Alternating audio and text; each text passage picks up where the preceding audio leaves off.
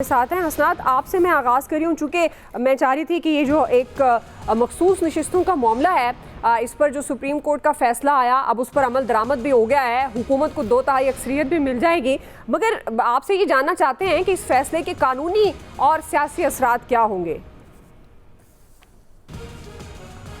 دیکھیں جی، اثرات تو آپ نے بتا دیے کہ اب موجودہ حکومت کو 2/3 میجارٹی مل گئی ہے اور وہ آئین میں اپنی مرضی کی ترامیم لا سکتے ہیں۔ اب دیکھنا ہے کہ کون سی جو 27ویں ترمیم آ رہی ہے جس کی خبریں گرم ہیں اس میں کیا آتا ہے۔ عدلیہ میرا خیال ہے کہ اس وقت 27ویں ترمیم میں پرائرٹی نہیں ہوگی، آلریڈی 26ویں ترمیم سے آلریڈی چیزیں کنٹرول ہیں، موجودہ نظام نے عدلیہ کو ٹیک اوور کیا تک اس میں کوئی شک نہیں ہے، ایگزیکٹو ڈومیننٹ ہے اور شاید پاکستان کی 70 سالہ جو پوری اگر دیکھیں تاریخ اس میں پہلی ایک ایسی لیجسلیشن ہے جو جس انٹینٹ کے ساتھ کی گئی وہ پوری انٹینٹ پوری ہوئی اور جو عدلیہ ہے وہ تقریباً جس طرح کی صورتحال ہے کہ 7-8 مہینے میں کسی معاملے میں بھی موجودہ گورنمنٹ کو کسی چیز پہ کوئسچن نہیں کیا، 3 بڑے فیصلے کیے، فوجی عدالتوں میں سویلین ٹرائل الاؤ ہوئی ہے کنڈیشنلی، اسلام آباد ہائی کورٹ میں ججز کی ٹرانسفر جو ہے وہ انڈورس ہوئی، اور تیسرا مخصوص نشستیں جو 78 ہیں وہ دوسری جماعتوں کو دے دی گئیں۔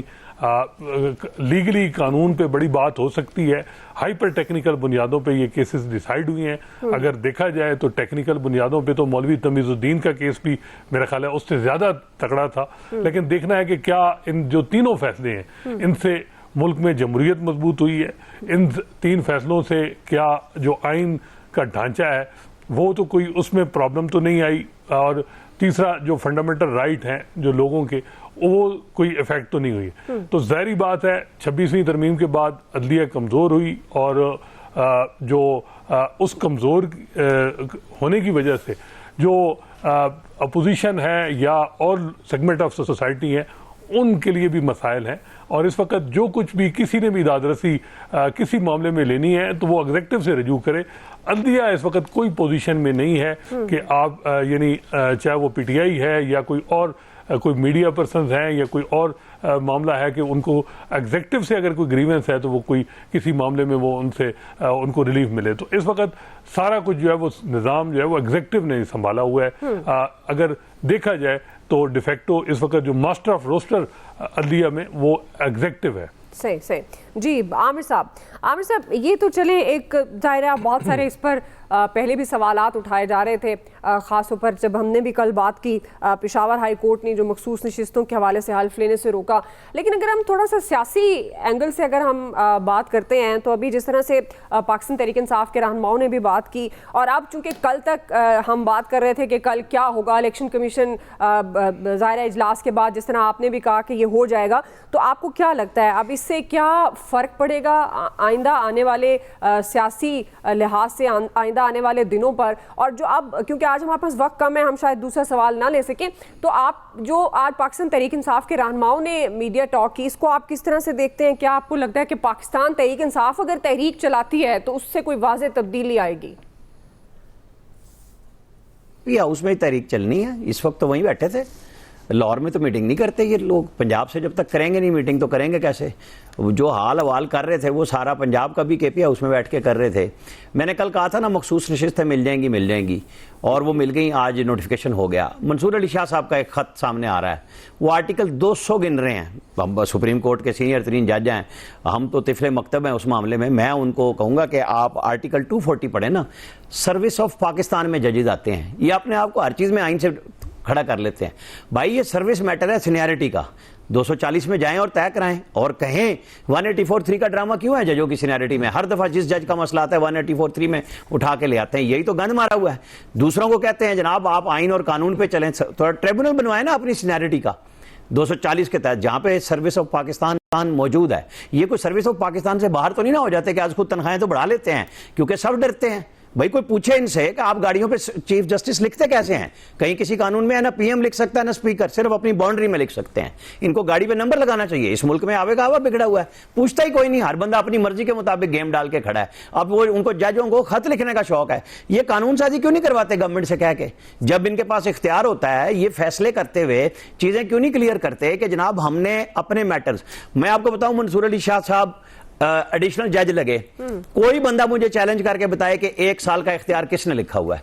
कहीं आइन कानून में है? पहले चीफ जस्टिस अकेले लिखते थे, अब जुडिशल कमीशन लिख देता है कि हम एडिशनल जज लगा रहे हैं। इनकी अपॉइंटमेंटें गलत हैं। कोई खोले ना अगर कहानी, तो भुट्टो दौर में जो वकार अहमद थे ना एस्टैब्लिशमेंट सेक्रेटरी, उन्होंने बेड़ा गर्क शुरू किया था सिविल सर्वेंट्स का। वरना पहले तो registrar, high court, supreme court, ये जो एडिशनल सेशन जज और सेशन जज जो हैं सुप्रीम कोर्ट को छोड़ के, ये सारे के सारे सर्विस में आते थे।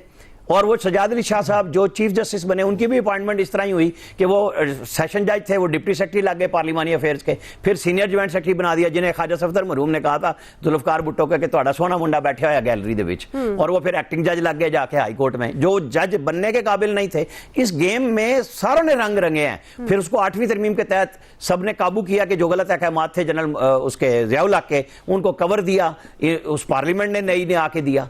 अब आज इशू ये है कि जब सब चीजें बिगाड़ दी हैं तो फिर यही कुछ चलता है जिसको मैं कहता हूं अंग्रेजी दा दी ते पंजाबी दा दा, जिथे लगता है उत्थे ला। ये खतूत भी लिख रहे हैं। उन 5 जजों का क्या हुआ? उन 5 जजों को इमरान खान ने खराब किया कि ये मेरे हक में फैसला करते थे। उनका बेड़ा गर्क तो इस रिव्यू में इमरान खान के वकील ने इमरान खान की तरफ से किया, तो ठीक है, फिर उनको साइडलाइन कर दिया गया कि भाई आप लोग एक ही पार्टी के लिए फैसले कर रहे थे, जैसे 8 जजों ने किया उसकी मोहब्बत में 187-1 में टोटल एक तरफा फैसला दे दिया। ना पार्टी आई, ना वो वकील खड़ा होकर कह रहा था सलमान अकरम राजा कि ये सुन्नी इत्तेहाद कौंसिल को दे दें, हमें ना दें। उनको सीटें दी और सुन्नी इत्तेहाद कौंसिल को लिख दिया कि आप पार्लिमानी पार्टी नहीं रहे। वो जनाब 35 अरकान आजाद हो गए हैं केपी में। ये जो आज प्रेस कॉन्फ्रेंस हुई है, ये अगला बंद बांधने की कोशिश है, क्योंकि अब सेनेट के इलेक्शन में इनके लोग बिकेंगे। मैं तो आपको कह रहा हूं, लोग कह रहे हैं कि जी खबर हमारा काम है, देखें वहां पे कैसा कैसा तकड़ा उम्मीदवार आएगा। और chief justice Peshawar high court हलफ करवाएंगे, क्योंकि इन्होंने तो करना नहीं स्पीकर से, वो स्टे भी खत्म हो जाएगा। परवेज खट्टक की पार्टी का क्या रह जाना है उसमें कि हमें सीट दे दो, मौलाना को ना दो, आपस में 2 इत्तेहादियों का इशू हो जाना है, क्योंकि केपी में सारी अपोजिशन इत्तेहादी हो गई ना।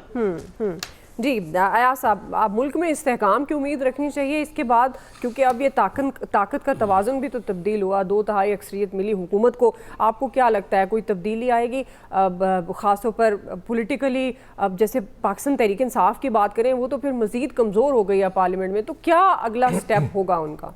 कुछ चीज़ें दुआ ब्लेसिंग इन डिस्गाइज होती हैं। आज ये जो अभी थोड़ी देर पहले जिसकी वजह से आपका टाइम भी कम हो गया, वो जो मीडिया टॉक हम देख रहे थे, जी जी, वो मुझे ऐसे लगता है कि जैसे पीटीआई को नई कुव्वत मिल गई हो आज ये सीटें दूसरी तरफ जाने से।